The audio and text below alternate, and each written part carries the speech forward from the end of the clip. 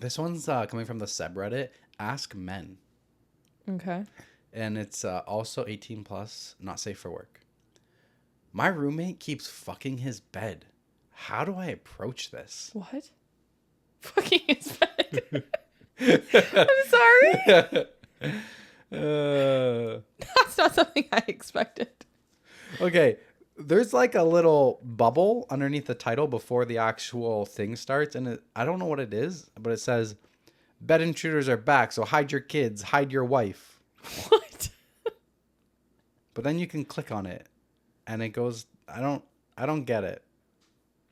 Okay. Somebody else might get it, but I don't know. Okay, so the actual thread submission text. I honestly don't know how else to put it. So, for context, my roommate warned me that he sometimes sleep talks at night, but I have gotten extremely unlucky with my first two roommates.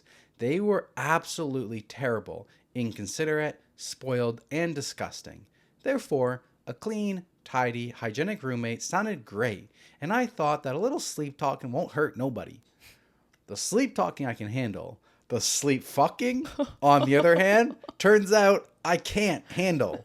For clarification, the, quote, sleep talking went from a few mumbles and groans in the first month to nightly violent spring squeaking coming from across the room.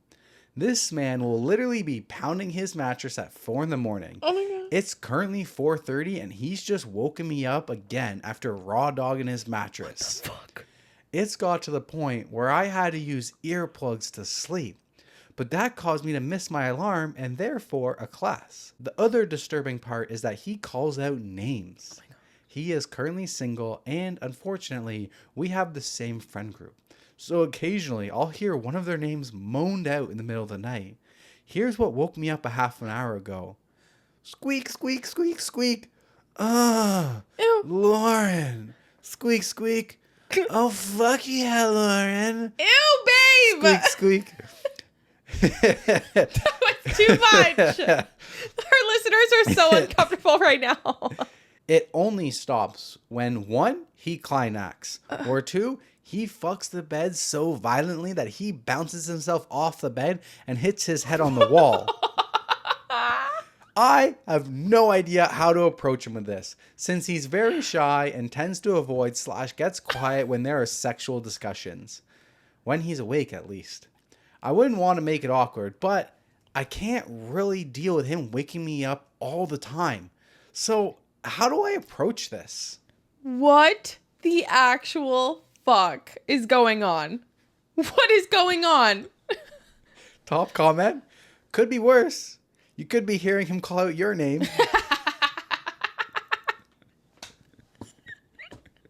That's so funny. Oh my God. I just had like a really gross visual. Like I'm trying to picture him fucking a bed. I'm Like, just how? envisioning like a cartoon of like heads on the pillow, completely like passed out, and then just like humping downwards. Butt in the air, butt dropping, butt in the air, butt dropping. But they can't. That must hurt. There's no hole. Maybe he's drilled a hole into the mattress. What the hell? Oh my God. How do you approach this? Yeah. How do you approach this? How do you deal with this? Take a video of him and show it to him.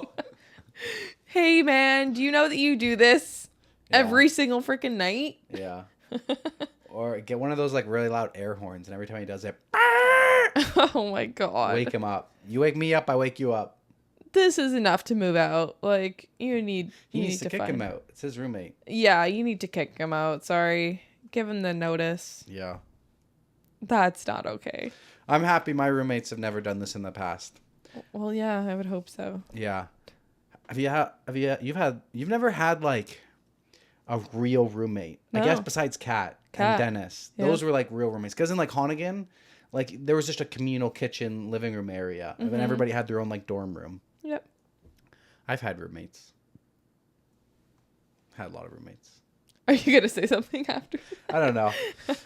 Marcus was my best friend was a long roommate for the longest time. And eventually, like, I wanted out of that situation. And I think that was more because, like, Marcus and I also got him a job where I worked, and then we commuted to work, and then we lived together. We were basically around each other 24/7 for like 1 year straight. Mm-hmm. And then we went to a different house, and then he went into a different job area, and he was on different shifts, so we weren't working together anymore. Same company, but he was different building, so different shift, different drive.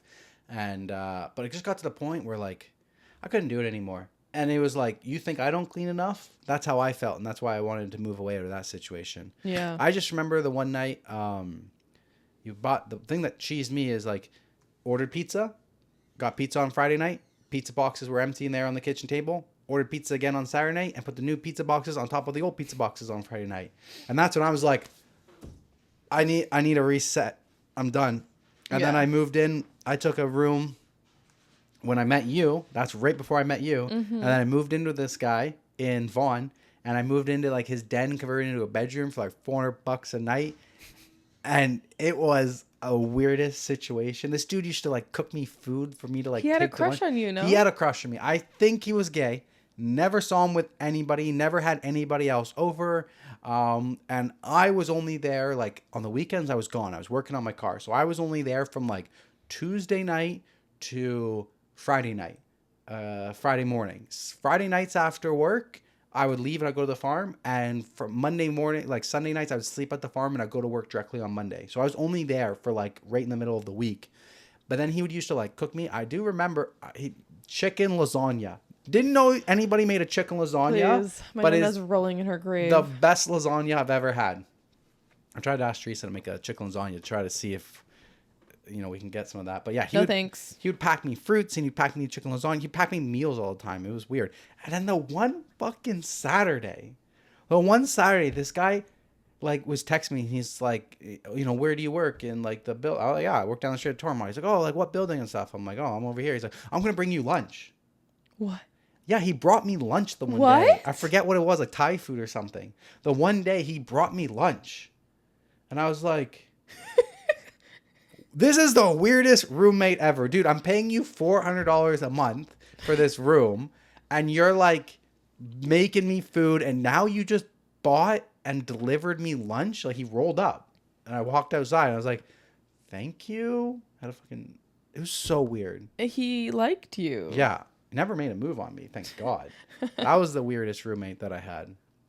And then after that, I was like, I need to get out. Yeah. Well, actually, I wasn't actually like, I need to get out. He was like, hey, I need you to get out. My mom's coming to stay with me. There was a couple holes in his story and stuff.